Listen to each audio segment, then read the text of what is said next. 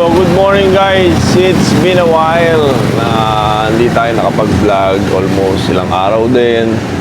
So again, welcome back to my channel, YouTube, Facebook, Pero TV. Back sa ating vlogging again. So for today's vlog, it is a normal vlog na ginagawa natin, daily vlog na ginagawa natin sa bahay. Siyempre, palabasin natin si Dayday, patayin natin. Then later on, we're gonna see kung kapag-exercise tayo. Kasi gusto ko nang mag-exercise. Kasi feeling ko matagal na ako hindi nakapag-exercise din. Hindi na rin tayo nakapag-bike. So we'll see later kung ano magawa natin. Kung makapag-jogging tayo, then diretso biking. So pahihin ko muna yung alaga natin. Patayin muna natin mga kabero. Tara, samahan niyo ako. Let's go!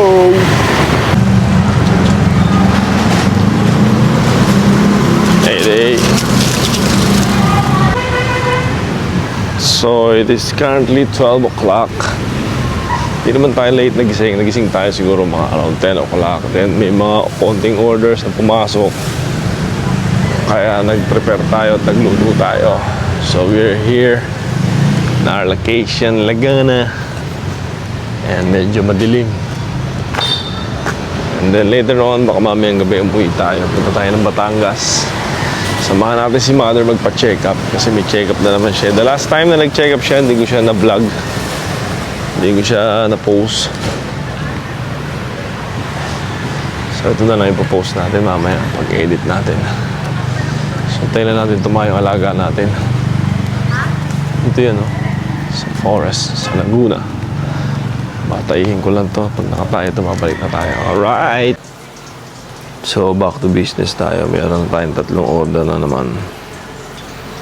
Meron tayong liempo, pares, tsaka tapa. Tara, gawin natin to. Let's go. So, ito yung sales natin kahapon. Medyo matumal, Monday. Then, yung mga nakaraan natin. Okay naman. Maganda naman ang kita natin. For a daily basis dito kay Grab. Yan, ganyan. Na-compete na natin to eh. So November 18 tayo today. Hopefully nakakadalawa pa lang tayo. Then meron tayong pumasok na tatlo doon. Sana hanggang maya maya wala lang tayo ng gas. Bibili pa tayo ng gas.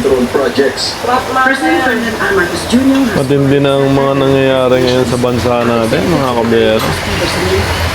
Sobrang negative impact na. Hindi na alam ng tao kung magre-resign ba si Bongbong Marcos. Ito ang tagapagtanggol niya, no? Wala raw delikadesa yung mga nag-resign. Ano ba yan? So, katatapos na natin magtanghalian, mga kapiyero. And we're still waiting for the booking ng ating Grab. Though may mga pumasok na. Karoon lang tayo ng isang cancel kanina. Karoon tayo ng konting insidente, pero okay naman.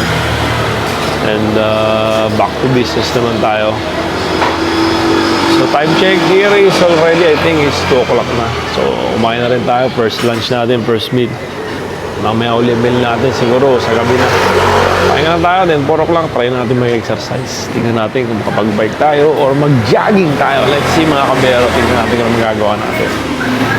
So magandang weather, magandang panahon, hindi gaano mainit.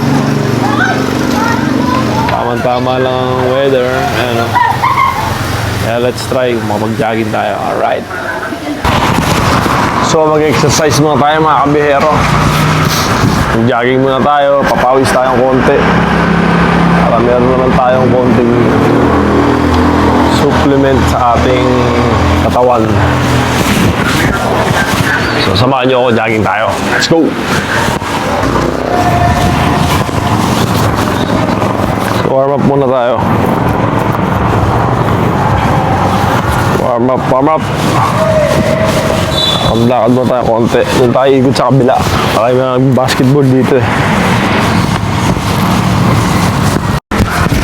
Doon lang, isang ikot na tayo. Pero baga lang. Huwag natin biglayin yung takbo.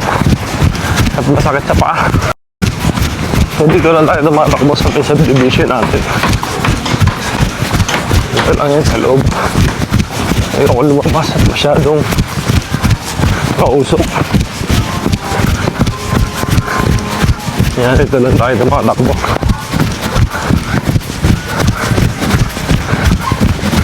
Takbo muna tayo para papawis na malupit.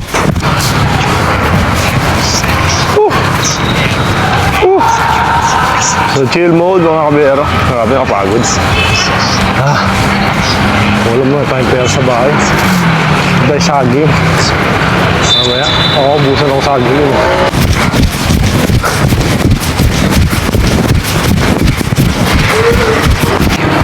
Kalma muna.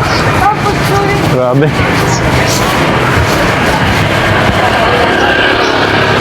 Pagod ako doon.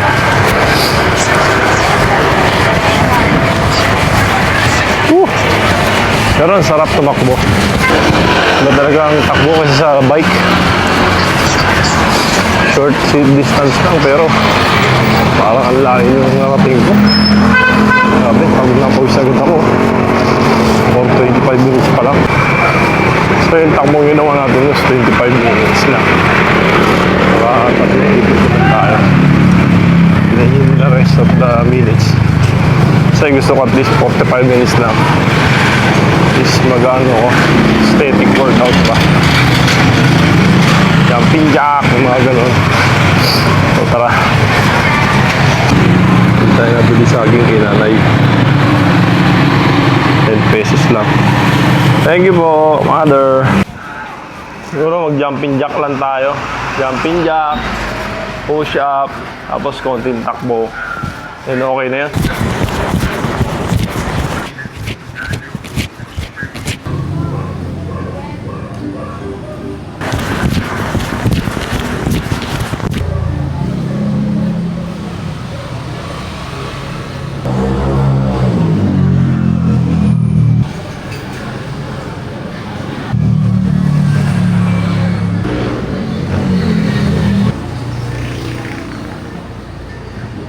So we are done sa exercise na ginagawa natin. Pagod mga kabero, pag matagal kang hindi nag-exercise talaga. Huwag nyo lang bibiglayin, dapat yan. Pagka nag-exercise kayo, belly minimal lang, at least 25 pag in the beginning. So ginawa ko 45 minutes eh. Pero okay pa naman, kaya pa naman. So, trabaho muna tayo mga kabero. Alright.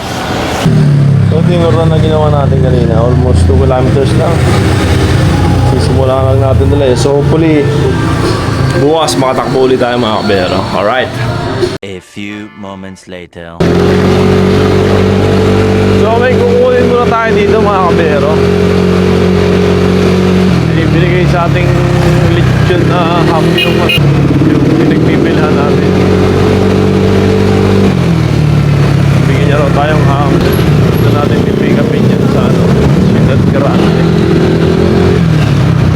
Uwi tayo nun eh. Kung nabili niya sa uwi. So we finally get the item. And the pre-ham na bigay ni Madam. Sampang muna sa motor. So tara, balik na tayo ulit. Then pick up na ng product. So bili na tayo buo para kay Mrs. Ang magagawa pabalik dito dahil medyo matraffic na dito. Okay lang. Motor naman tayo. Let's go.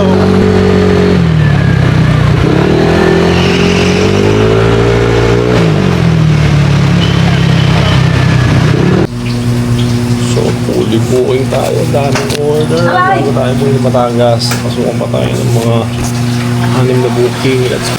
Kuya 800 800.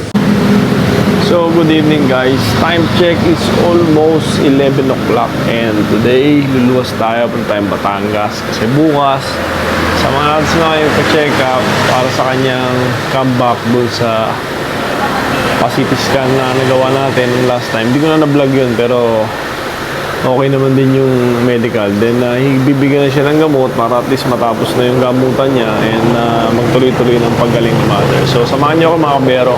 Pero dama tayong binyan, bilhin mo tayo doon ng kung ano-anong mabibili natin kay mother. So let's go! So nandito na tayo sa palengke. Tayo mamimili muna ng konting pagkain ni Mother. Dito na tayo bumili sa Binyan kasi bukas para hindi tayo bibili. Para mag-aano na lang tayo. Urinalysis na si Mother. Papa-schedule ng kanyang schedule, kanyang check-up ng chicken. Isda naman. 240, 230 lang.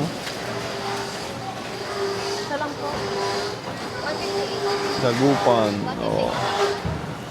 Ano yan? Dito, 120, oh. Tilapia, oh. 120, tilapia. Ang laki din, eh.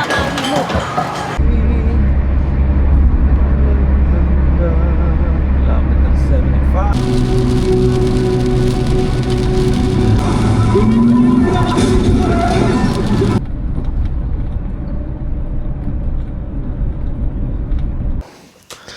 So, kararating lang natin mga kabero. Almost 1:30 tayo dumating sa Batangas. And it's time to rest. So, hanggang dito lang ating vlog. Again, thanks for watching. Salamat sa Diyos, peace. At dumating tayo ng maayos dito sa Batangas. Alright, bye!